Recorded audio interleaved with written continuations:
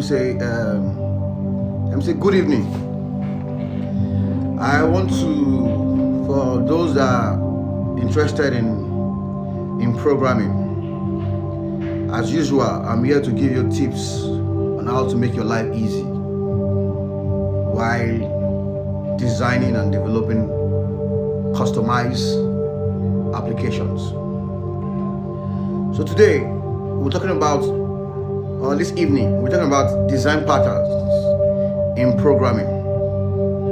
Design patterns in programming. Design patterns in programming. In programming, you don't just dive into creating your application. There must be a structure that you must follow while you are designing an application. So we call these patterns that you follow, like someone that is trying to build a house or design a house. There must be a pattern. You must prioritize. Thanks for joining. So today we want to learn. I'm here to give you tips on how to create customized application, software application. Those that are interested in designing websites, web app, mobile app, software application. So when you are programming, there are patterns that you must follow while you are designing an application. So I want to put you through some patterns that you follow, that you use while you are designing an application. So today we are going to dive into one of the most essential and powerful concepts in software engineering. That's design patterns. If you ever wondered how top developers write maintainable, scalable, and clean code, design patterns are part of that secret sauce. Over the next hour, we will explore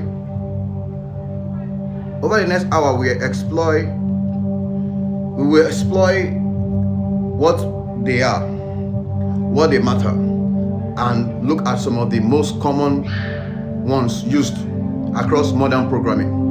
Let's go. Before we go, what are design patterns? Design patterns are proven solutions to common problems that occur in software design.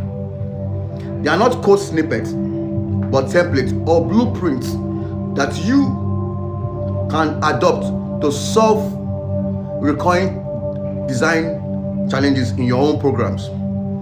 They help standardize best practices and make code more readable and reusable. Okay, let's ask this question. Why use design patterns? Why do you need to use design patterns? One, to use design patterns, improve code readability and maintainability. So if you're writing an application, maybe you want to create a software, maybe you are trying to create a mobile app, you want to create maybe an iOS app or an Android app, and in future it doesn't create application, you need to have a way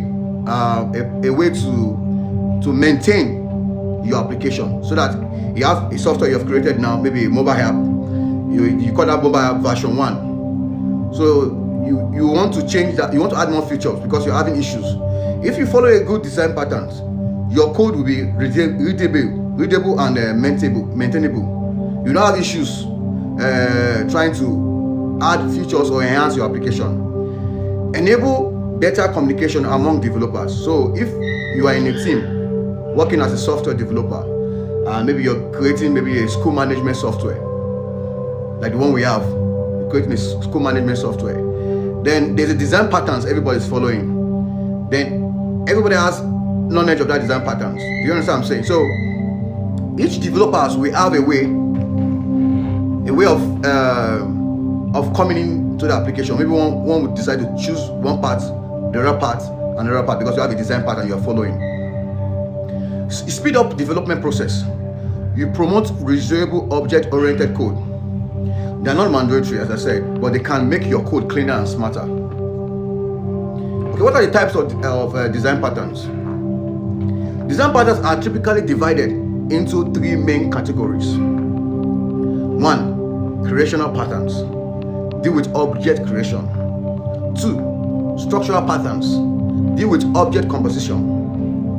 And 3, behavioral patterns, deal with object communication and responsibility.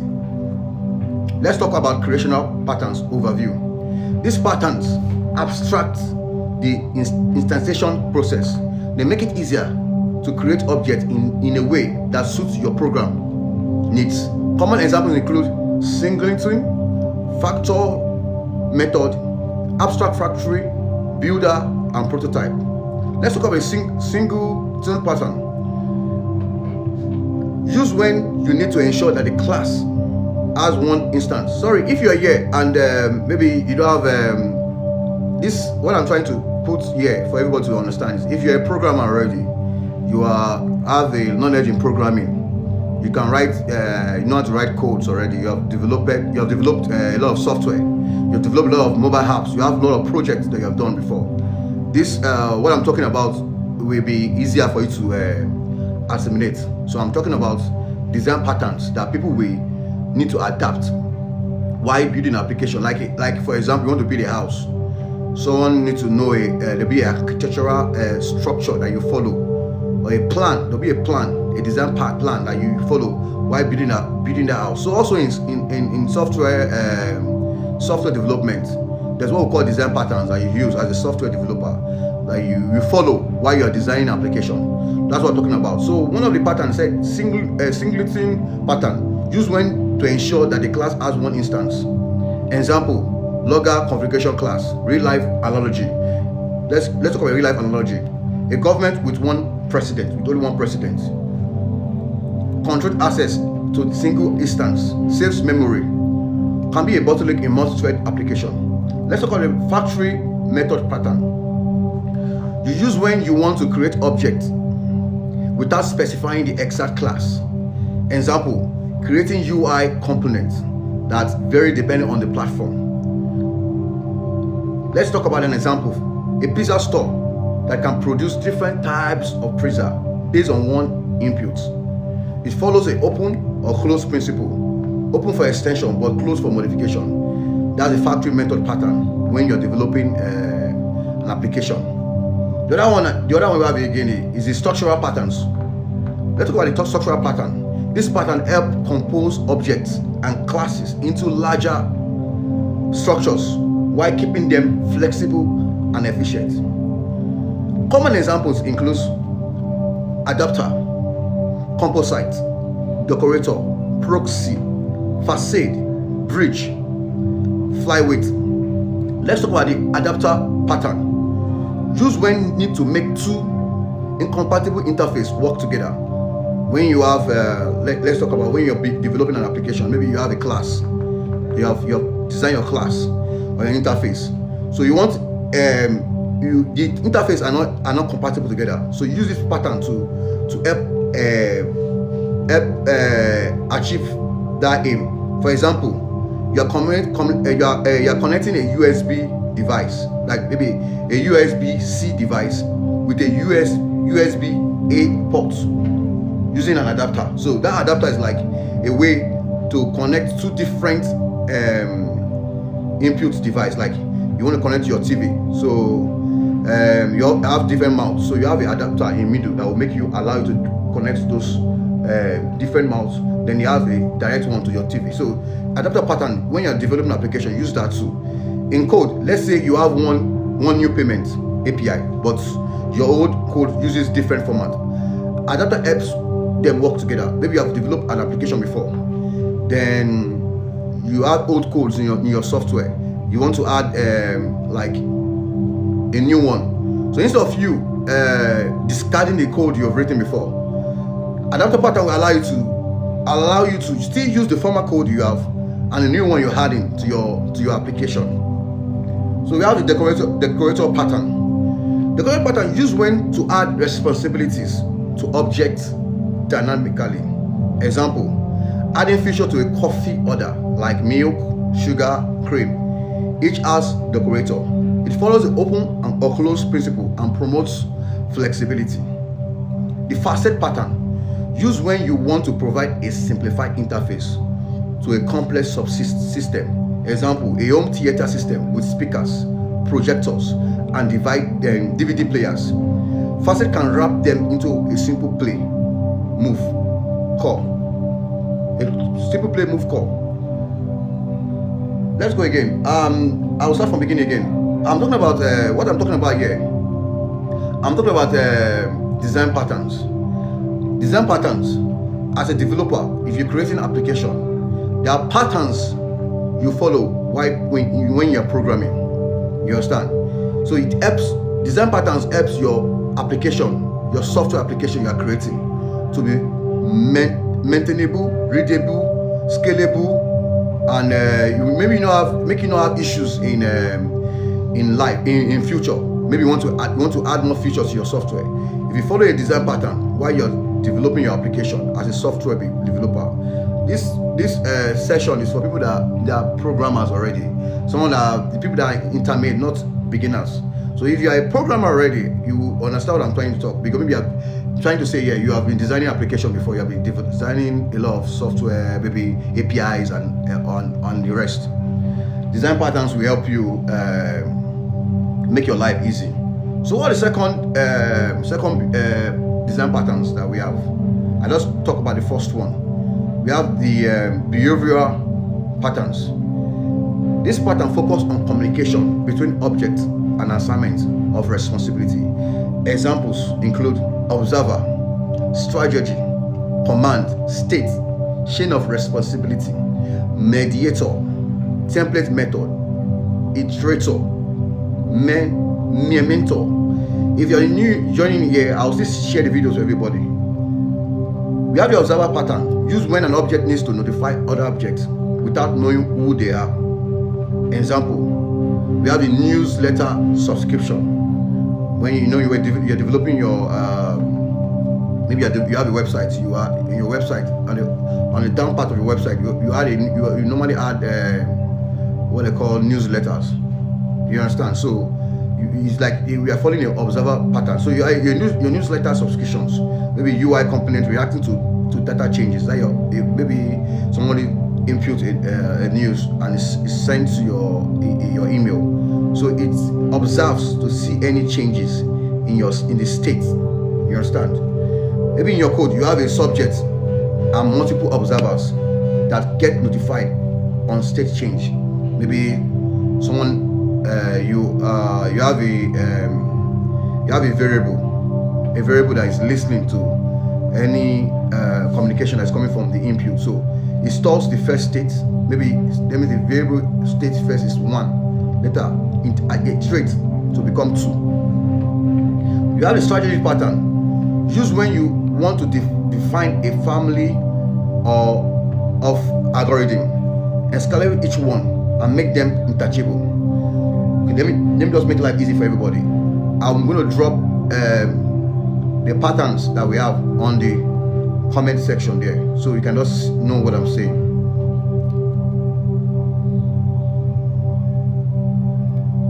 So we have the design pattern. So type of design patterns.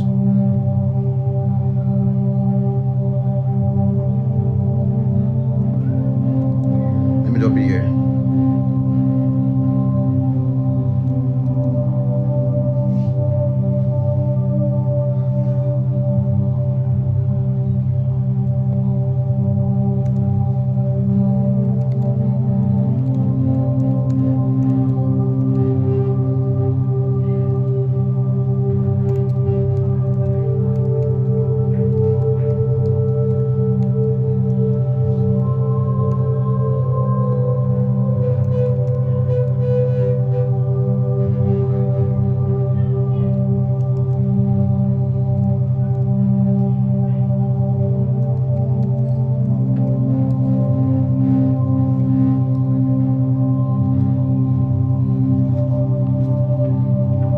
Okay, let's go on. So let's go on. Let me see. So we have the behavioral pattern.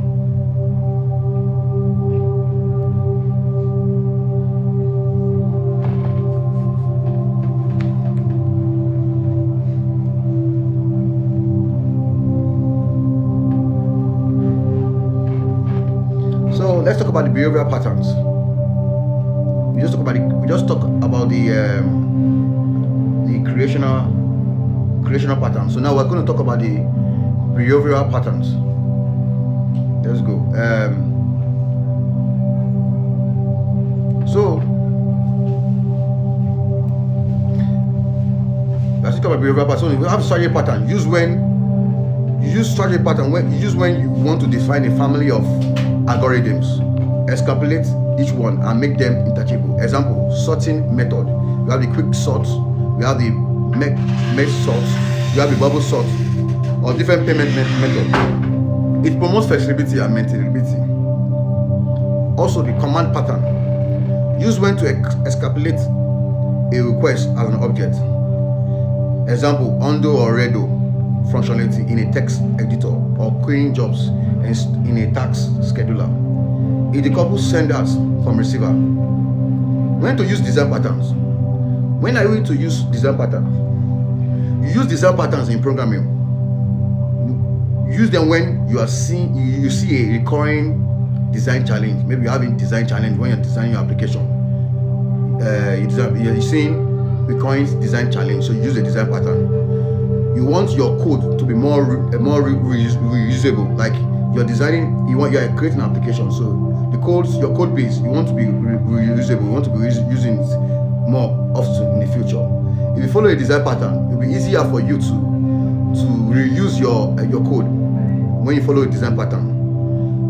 Then you want to communicate clearly with other developers. If you're creating a software and you just want to create it just for yourself, but you want to create in a team. Maybe you are 4 people of teams of developers.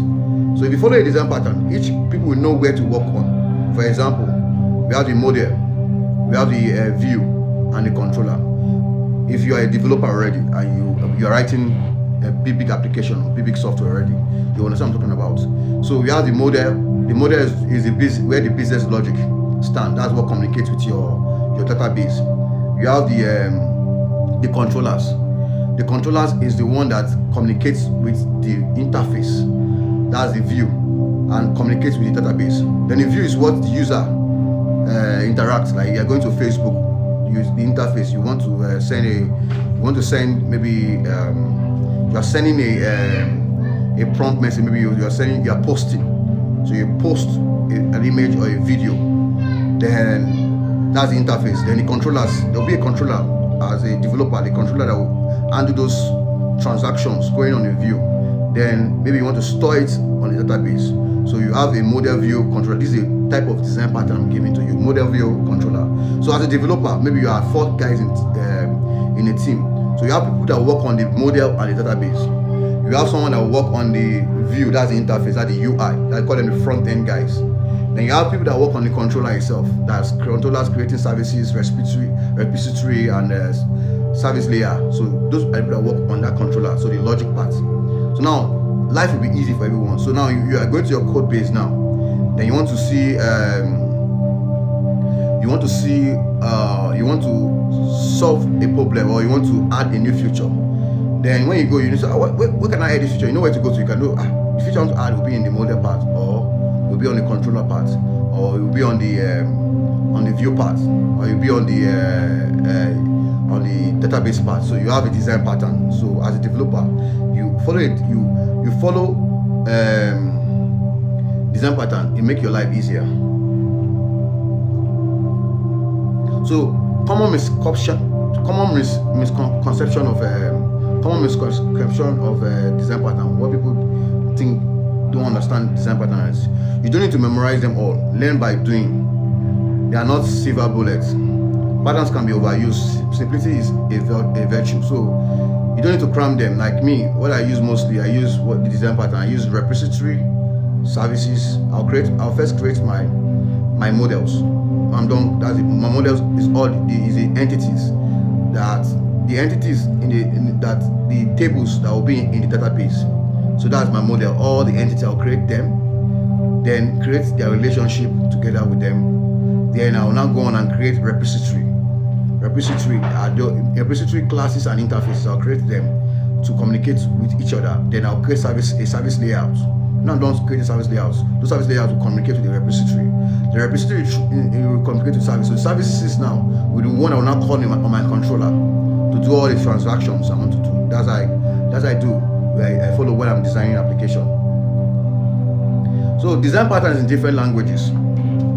Design patterns are language specific, but implementation varies. How they use them varies. So, example, in Java, every use of interfaces and classes. If you're someone that uses Java programming language very well, you will know that you create a lot of interfaces and classes.